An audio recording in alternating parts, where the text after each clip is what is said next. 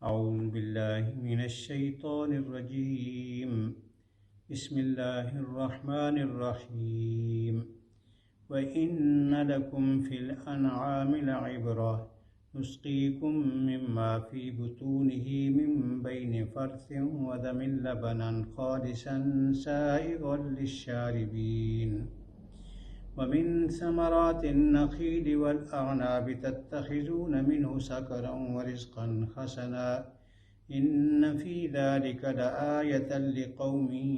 يعقلون. صدق اللہ العظیم. گرامی قدر محترم حضرات،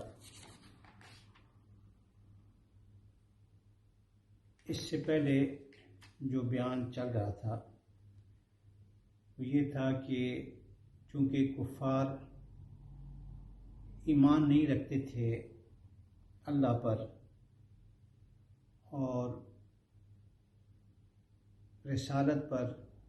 آخرت پر، ان چیزوں پر ان کا ایمان نہیں تھا،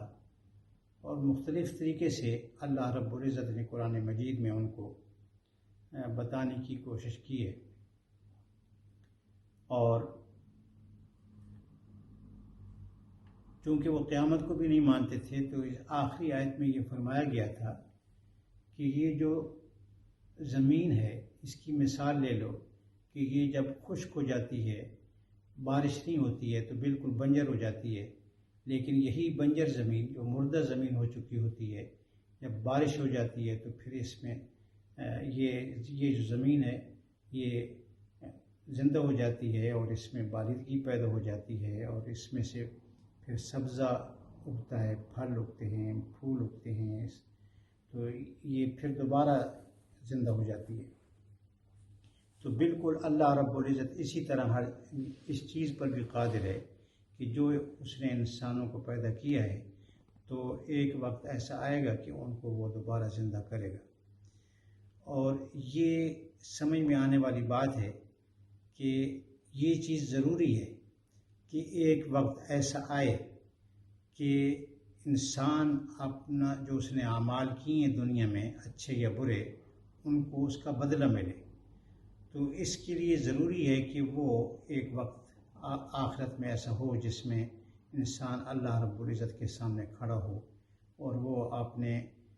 کی ہوئی اعمال کا جواب دے سکے، اس کی سزا ہو سکے یا اس کو اللہ رب العزت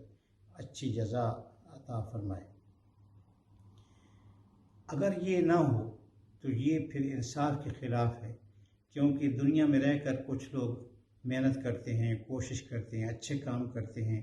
اور کچھ لوگ جو ہے انتہائی برے لوگ ہوتے ہیں. تو یہ اگر دنیا کی زندگی ختم ہونے کے بعد وہ برابر ہو جائے تو یہ ایسا ممکن نہیں ہے، یہ اللہ رب العزت کے انصاف کے خلاف ہے. تو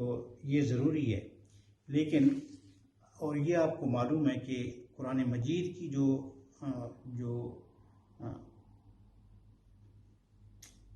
قرآن مجید کے اندر جو کچھ بیان کیا گیا ہے وہ چار اصول بیان کیے گئے ہیں، اور وہ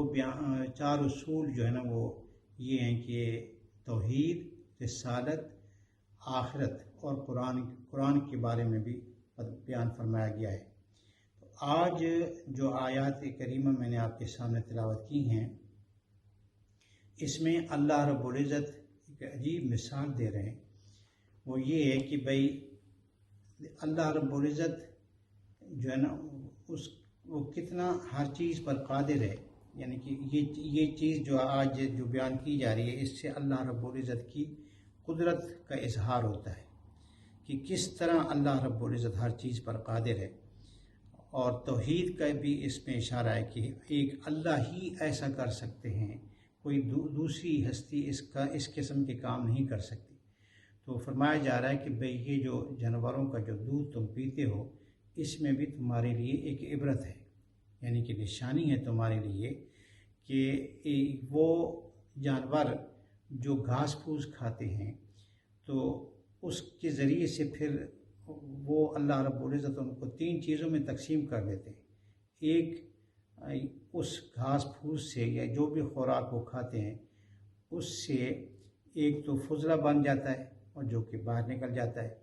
ایک خون بن جاتا ہے جو اس کی جسم کے اندر دوڑتا ہے، اور ان دونوں چیزوں کے درمیان میں سے اللہ رب العزت ایک بہت ہی اچھی چیز یعنی کہ وہ خالص دودھ جو ہے وہ نکالتے ہیں، جو کہ پینے والوں کے لیے نہایت ہی خوشگوار ہوتا ہے وہ۔ اور اسی طریقے سے اللہ رب العزت نے ایک اور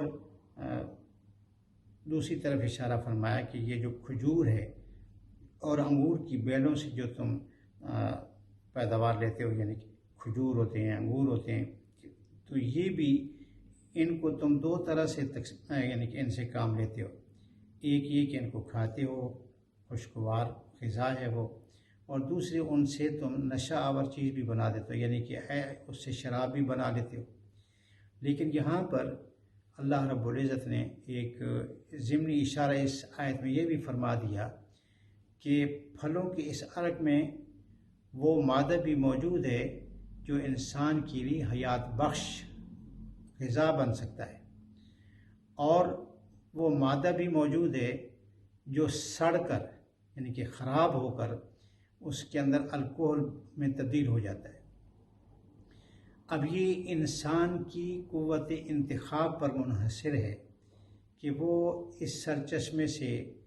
کیا چیز حاصل کر سکتا ہے، کیونکہ اللہ رب العزت نے ارشاد فرمایا کہ وَرِزْقًا حَسَنًا، کہ یہ ایک پاکیزہ رزق ہے۔ تو پاکیزہ رزق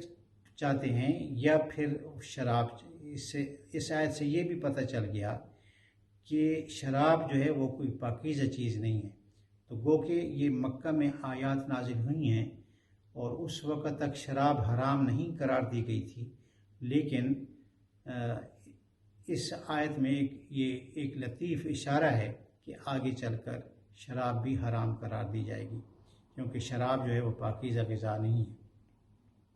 تو ان آیات میں یہی بات فرمائی گئی ہے، فرمایا وَإِنَّ لَكُمْ فِي الْأَنْعَامِ لَعِبْرَةً، اور تمہارے لیے مویشیوں میں بھی ایک سبق موجود ہے۔ نُسْقِيكُم مِّمَّا فِي بُطُونِهِ مِن بَيْنِ فَرْثٍ وَدَمٍ لَبَنًا خَالِصًا سَائِغًا لِلشَّارِبِينَ، جو پینے والوں کے لیے نہایت خوشگوار ہے۔ وَمِن ثَمَرَاتِ النَّخِيلِ وَالْأَعْنَابِ تَتَّخِذُونَ مِنْهُ سَكَرًا وَرِزْقًا حَسَنًا، اسی طرح کھجور کے درختوں اور انگور کی بیلوں سے بھی ہم ایک چیز تمہیں پلاتے ہیں جسے تم نشہ آور بھی بنا لیتے ہو اور پاک رزق بھی۔ ان فی ذالک لآیۃ لقوم یعقلون، یقیناً اس میں ایک نشانی ہے عقل سے کام لینے والوں کے لیے۔ اللہ رب العزت سے دعا ہے کہ ہم سب کو قرآن مجید صحیح پڑھنے کی، اس کو سمجھنے کی اور اس پر عمل کرنے کی، اور اللہ رب العزت کی جو نا یہ قدرت ہائے کارخانہ کے بارے میں ہمیں سوچنے کی اور اس سے سبق حاصل کرنے کی توفیق عطا فرمائے۔ وآخر دعوانا ان الحمد للہ رب العالمین۔